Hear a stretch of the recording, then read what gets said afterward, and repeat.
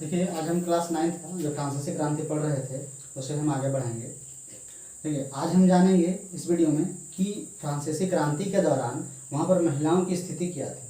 ठीक है, तो सबसे पहले हम देखते हैं, उनके परिवार से शुरू करते हैं कि परिवार में उनकी स्थिति कैसे थी।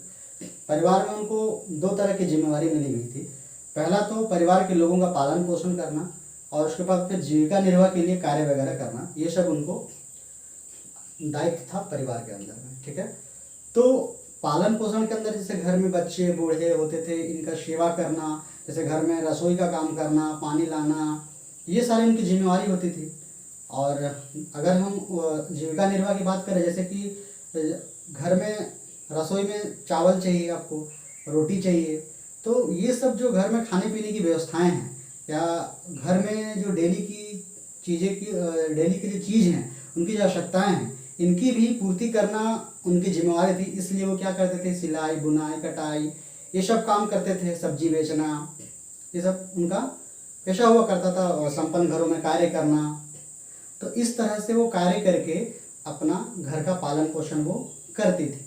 ठीक है, अगर हम फ्रांस में महिलाओं की शिक्षा व उनके सामाजिक जीवन में अगर हम बात करें, तो उसमें ऐसा कुछ उनको विशेष अधिकार नहीं था। जो कम संपन्न लोग थे, तृतीय स्टेट्स के कम संपन्न लोग थे, उनको जो कुलीन वर्ग के थे, और तृतीय स्टेट्स के जो संपन्न वर्ग के महिलाएं थी, लड़कियां जो थी, उनको शिक्षा मिलता था, व्यावसायिक शिक्षा वो लेती थी, और उनके अच्छे घरों में शादी होती थी, कॉन्वेंट में पढ़ने का उनको मौका मिलता था। बाकी और उससे निचले तबके के जो महिलाएं थी, जो लड़कियां थी, उनको पढ़ने का मौका नहीं मिलता था।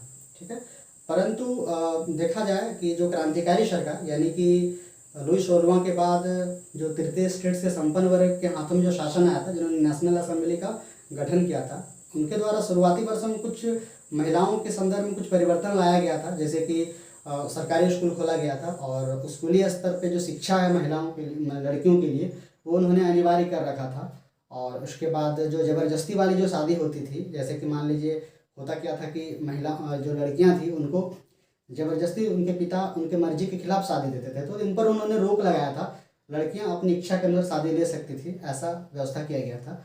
उसके बाद तलाक को कानूनी मान्यता दी गई थी, क्योंकि जो तलाक जो होता था कि महिला हो चाहे पुरुष हो, अगर उसको इच्छा नहीं है, उनके संबंधों के बीच रहना नहीं है, तो वो तलाक दे सकते हैं, ऐसी व्यवस्था की गई थी।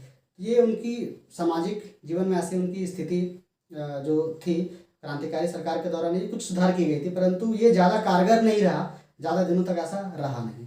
फ्रांस में जो महिलाएं हैं, वो अपने हक के लिए जो लड़ाई लड़ रही थी, उसमें उनकी क्या स्थिति थी उसको हम जानते हैं। देखिए क्या है कि महिलाएं जो है, उनका स्थिति तो काफ़ी खराब था फ्रांस के अंदर। तो उन्होंने क्या किया, अपने हक की लड़ाई के लिए, हक की लड़ाई किस लिए, उनको मताधिकार नहीं था, पहला लड़ाई उनका इसलिए था।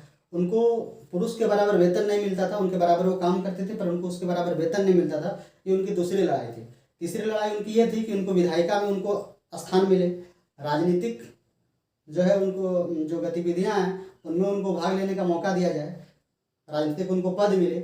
ये सारा मांग के लिए वो राजनीतिक क्लब बनाने लगे, अखबार चलाने लगे, और राजनीतिक क्लब करीबन 60 ऐसे क्लब उन्होंने बना रखी थी फ्रांसीसी क्रांति के दौरान। और उसके बाद उसमें जो सबसे फेमस था, the society of revolutionary and Republican women, ये सबसे फेमस था। जो राजनीतिक गतिविधियों वाली जो भी घटनाएं होती थी महिलाओं के द्वारा, तो इन सारे क्लबों में ये तय किया जाता था, अखबार वगैरह में चलाते थे, और इससे क्या होता था, उनके अधिकारों की वो मांग करते थे। इस तरह से इनकी फ्रांस के अंदर जो महिलाएं हैं, अपने विशेषकर जो उनका मताधिकार वाला मांग था, वो काफ़ी तेज होते गया। और 19वीं सदी के अंत में और 20वीं सदी के प्रारंभ में वो महिलाओं की मताधिकार वाली मांग एक अंतर्राष्ट्रीय आंदोलन बन चुकी थी, और अंतर्राष्ट्रीय स्तर पे वो मांग होने लगी थी। और 1946 तक आते आते, यानी 1946 में फ्रांस में महिलाओं को मताधिकार मिल गया। ठीक है, तो हम जाने इस तरह से कि फ्रांस के अंदर में किस तरह से महिलाओं की स्थिति किस किस सिचुएशंस में उनकी बनी। ठीक है, इस वीडियो में इतना ही करेंगे, फिर मिलते हैं अगले वीडियो में।